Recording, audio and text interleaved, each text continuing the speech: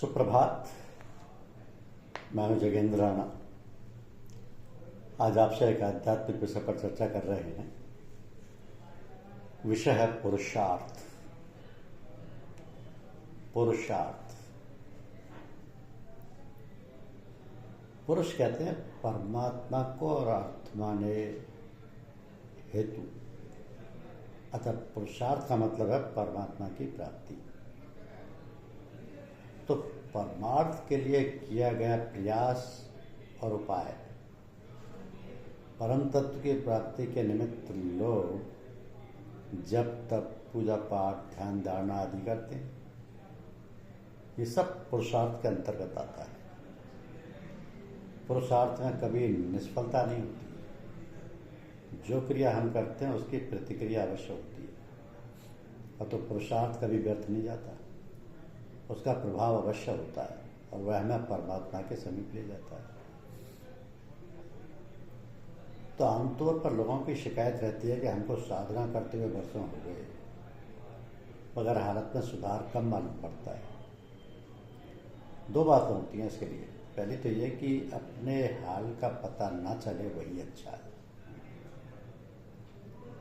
जो रास्ता चलने को बता दिया है उसी पर चलते रहना सद्गुरु की आज्ञा का पालन है। फिर तो ये फर्ज उसी मार्गदर्शक का है कि वह स्वयं निश्चित करे कि वह आपको किस रास्ते पर ले जा रहा है। ये तो उसके मौज की बात है। हो सकता है कि वह ऐसे रास्ते में ले जाए जहाँ कोई तमाशा भीड़-भाड़ नहीं है। फिर साधक को कैसे मालूम होता है? ऐसा भी हो सकता है कि वह भीड़-भाड़ के रास्ते से ले जाए पर आँख पर पट्टी बांध दे, तब कुछ पता ही नहीं चलेगा किस बात का। हाँ, जिज्ञासु तब मंजिल पर पहुंच जाएगा, तभी उसे एहसास होगा कि वह कहाँ तक पहुंच चुका है। इसलिए जो अभ्यास साधक को बतलाया गया है उसको वह करता रहे साहसपूर्वक, और धैर्य ना खोए। समय आने पर सब कुछ ठीक हो जाता है और किसी बात की कमी नहीं रहती। इसके अलावा दूसरी बात भी है कि वह यह है कि अभ्यास तो बतला दिया, मगर उस पर यदि नहीं चलते तो प्रगति कैसे होगी? तो ये बात तो अभ्यासी स्वयं समझता है कि वह बतलाए हुए अभ्यास पर चल रहा है अथवा नहीं, और यदि चल रहा है तो उसे क्या अनुभूति होती है, वह किस दिशा की ओर जा रहा है। आवश्यक नहीं है कि उसे साधना के समय हर मुकाम की बातें मालूम हो और उसकी वजह भी जान सके, परंतु ये जरूर है कि उसके अंतर की सफाई हो जाती है, जिसकी झलक बाहर भी दिखाई पड़ती है। इसलिए निश्चिंतता से अपने कार्य करते रहना चाहिए, और जो मार्ग पथ प्रदर्शक ने बतलाया है उस पर धीरज बांधकर श्रद्धापूर्वक चलते रहना चाहिए। तो मनुष्य जीवन की सफलता इसी में है कि हम अपने जीवन को सत्यम, शिवम और सुंदरम बनाएं। ये बात कहने में तो अच्छी लगती है, परंतु व्यवहार में लाना कठिन है। सत्यम क्या है, इस पर तनिक विचार करके देखें।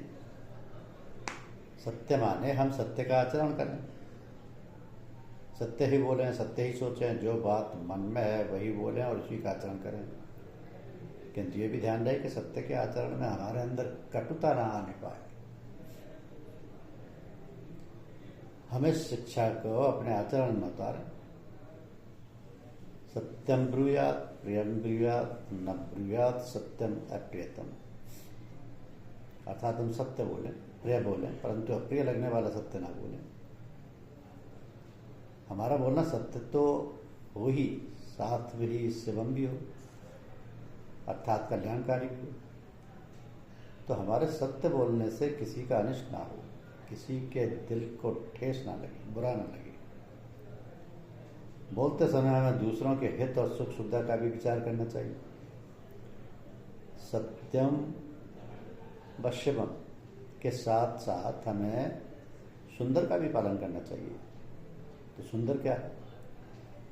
जो अच्छा लगे, जिसे देखकर व सुनकर दिल प्रसन्न हो जाए, अंतःकरण में यह भाव प्रकट होने लगे कि वाह, भगवान की कैसी दया कृपा है, कैसा मनमोहक, दिल को लुभाने वाला सौंदर्य प्रदान किया है। सुंदर व ओतप्रोत मनुष्य को देखकर व्यक्ति अपने को कृतकृत्य मानने लगता है। साधारण मनुष्य को भी अपने जीवनचर्या ढालने के लिए अपने इष्ट के उदाहरण को अपने सामने रखकर जीवन का निर्वाह करना चाहिए, ताकि उसका जीवन भी सत्यम शिवम सुंदरम से ओतप्रोत हो सके। कहा गया है कि प्रेम न बाड़ी उपजे प्रेम न हाट बिकाए, राजा प्रजा जही रुचे शीश दे ले जाए। यहाँ शीश देने का मतलब सिर काटने से नहीं, सिर काटने से तो जीवन का अंत ही हो जाएगा। जब जीवन ही समाप्त हो जाएगा तो किसी चीज को लेने देने से क्या लाभ। तो इसका तात्पर्य है कि समर्पण करके अपना आपा और अपना सर्वस्व उसके लिए निछावर कर देना, दे देना ऐसा कि उसके बदले कुछ ना चाहे, स्वार्थ रहित होना। इस प्रकार इस प्रेम का सौदा किया जाता है। तो शीश देने का दूसरा अर्थ यह भी हो सकता है कि सिर में ही सारी शक्तियों का भंडार है। हमारे शरीर की जितनी शक्तियां हैं उन सबका उद्गम और विकास सिर से ही है। तो हमारे जीवन में जो चेतनता है उसका अवतरण, अब असल भंडार, जब असल भंडार से होता है तो सबसे प्रथम हमारे सिर में ब्रह्मरंध्र का स्थान है, जिसको दशम द्वार भी कहते हैं। उसी स्थान पर आकर वह अमृत धार, चेतन धार या सूरत की धार अथवा शब्द की धार, कुछ भी कहो, गिरती है और तब फिर उसका प्रसार सारे शरीर में होता है। तो मनुष्य के अंदर जो बुद्धि है, ज्ञान है, उसका भी स्थान सिर में ही है। सिर शरीर की का अधिपति है और उसके बिना शरीर का कोई मूल्य नहीं है। तो सिर देने का मतलब ये भी है कि अपने विचार, शक्ति और बुद्धि के विवेचन द्वारा ज्ञान प्राप्त करना कि प्रेम क्या है, कैसा है, कहाँ है, इसकी प्राप्ति किस प्रकार हो सकती है, इन सब बातों का निश्चय हो सकता है। इस कारण कहा शीश दे ले जाए। तो भगवान को प्रसन्न करने का सबसे सरल उपाय है कि उसके भक्तों से प्रेम कर। तू जन हरि से हेत कर, कर हरिजन से हेत। माल मुलक हरि देत है, हरिजन हरि ही देत। हरिजन वे हैं जिन्होंने अपना सर्वस्व समर्पण कर दिया हरि के लिए, भगवान के लिए। वही है हरिजन, भगवान के भक्त।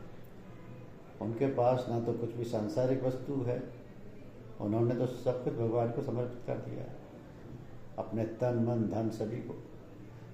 तो हम जब ऐसे हरिजन भक्त के पास जाएंगे तब वो हमें क्या देंगे, उनके पास बैठेंगे, तब भगवत प्रेम, भगवत चर्चा और भगवत प्रेम से ओतप्रोत धाराएं अनायास ही हमारे ऊपर अपना प्रभाव डालेंगी और अपनी छाप डालेंगी, और हम भी उन्हीं की भांति भगवत प्रेम से सरोबार हो जाएंगे, उनके रंग में रंग जाएंगे।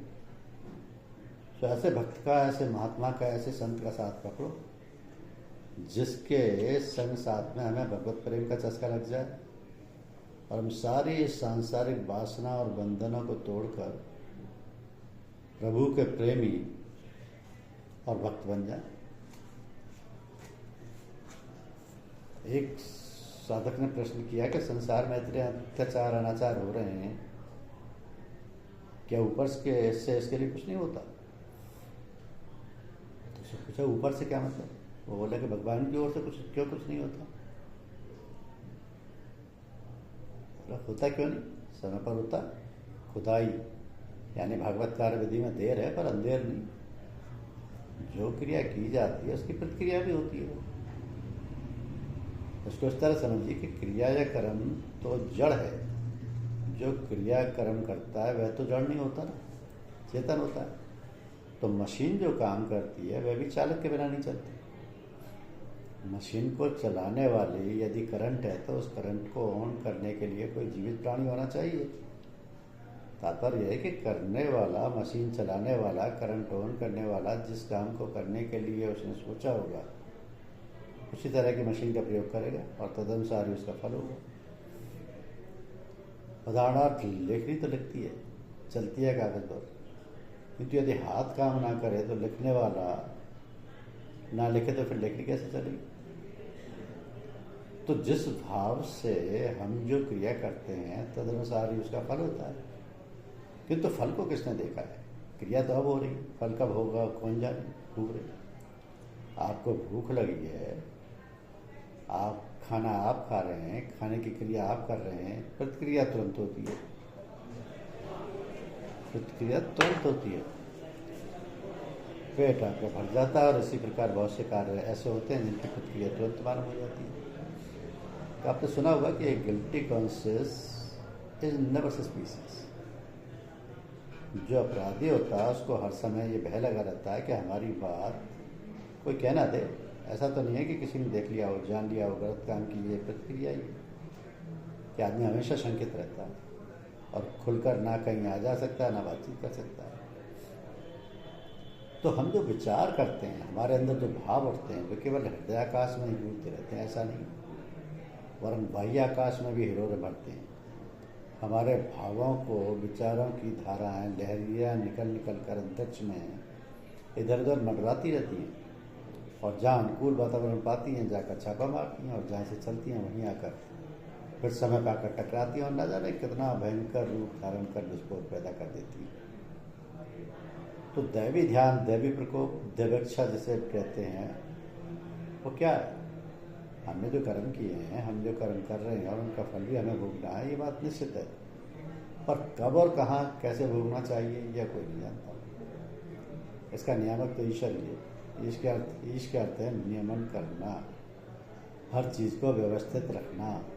मनुष्य जो काम करता है उसका फल कब, कहाँ और कैसे भोगना है, ये बातें ईश्वरीय नियमानुसार व्यवस्थित क्रम से समय समय पर घटित होती रहती हैं। इस सत्य को हम ना जानते हैं ना समझते हैं। जानना समझना तो दूर रहा, अपने किए हुए कार्य भी भूल जाते हैं। तो ऐसी अवस्था में उनका परिणाम क्या होगा, ये जानना तो बहुत दूर की बात है। ऐसी घटना जब अकस्मात घटती हैं तब उन्हें हम दैवगति कहते हैं।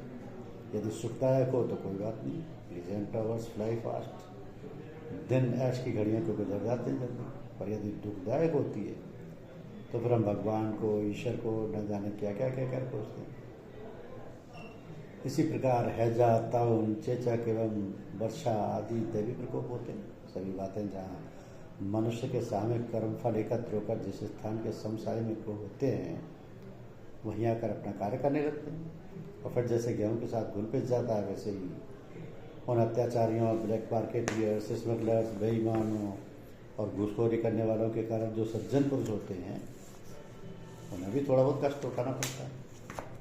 तो ऐसे सत्पुरुषों को दिल में धैर्य व संतोष रखना चाहिए, क्योंकि विपत्ति नहीं रघुपति दाया, कर्म भोगा छड़ा भी माया।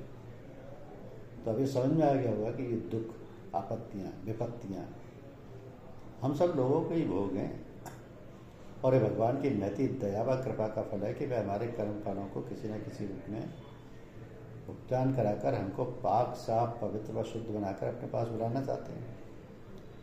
परम पिता जो ठहरे, परम दयालु व कृपालु पिता तो अपने पुत्र को अपने पास ही रखना चाहता है, दूर होने पर अपने पास बुलाना ही चाहता है। मगर बेटा तो स्वार्थ मद में इतना मस्त है कि वह भूल ही गया अपने पैदा करने वाले को, परवरिश करने वाले परम पिता परमात्मा को। फिर वह अपने कर्मों को क्या याद रखेगा। इसी प्रकार दुष्कर्म का फल भोगने पर भगवान को गाली देकर उसके मत्थे दोष मढ़कर अपने दिल को ये दिलासा मात्र देता है। तो आनंद तो उस परमपिता परमेश्वर के पुत्र बनकर रहने में ही है। ऐसा करने पर वह स्वयं हर बात का ख्याल रखेगा और आपको पूर्ण की ओर ले जाएगा। जो कुछ यहाँ हो रहा है उसकी इच्छा में प्रसन्न रहना वह प्रसन्नता का द्योतक है। यही कल्याणकारी है, यही कल्याणकारी है और इसी में रहना चाहिए। क्योंकि जो रास्ता गुरु द्वारा बताया हुआ है, परमात्मा द्वारा बताया हुआ है, उसी में सबकी भलाई है, उसी पर चलना चाहिए। वही रास्ता सर्व कल्याण का रास्ता है, उस रास्ते पर ही सबका कल्याण है। धन्यवाद।